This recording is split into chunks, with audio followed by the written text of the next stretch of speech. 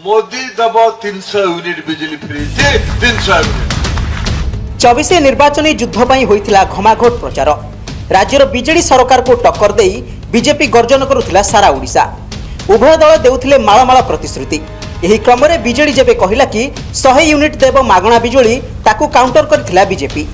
वरिष्ठ नेता धर्मेंद्र प्रधान प्रचार बेले लोकों को कथा देथिले कि मोदी देवे 300 यूनिट मागणा बिजुली। प्रथमे पकांतु नजर।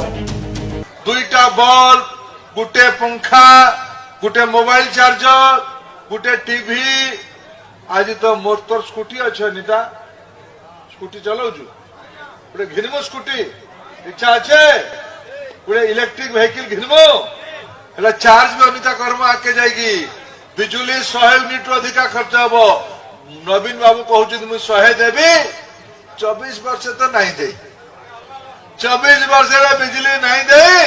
एबे बुढ़ा बाघ जिते बुढ़ा हो जाए गोटे कंकण धरिकी बसे शिकार खोजी जे आस मोठू कंकण टा नियो 24 वर्ष नहीं दे तुम्हें दब बिजली फ्री थी 100 यूनिट छाड़ हो।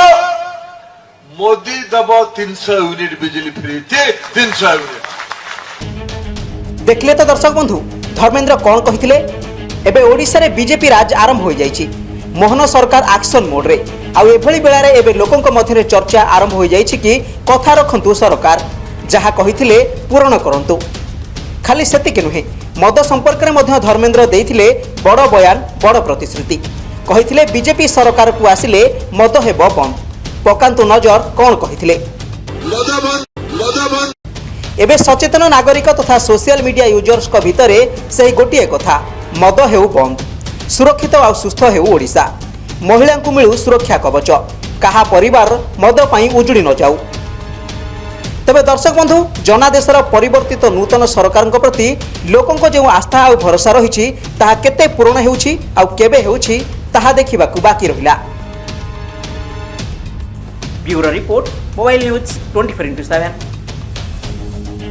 हेलो 10th एग्जामिनीज आपण माने एमसी एक स्कूल खोजुचंती कि जोंठी इंटीग्रेटेड कोचिंग पाई परिबे तेबे टीएससी गुरुकुले जोग दियंतु जा एकेडमिक लर्निंग पार्टनर फिजिक्स वाला सहित अनुमोदित। कॉल 9438782020।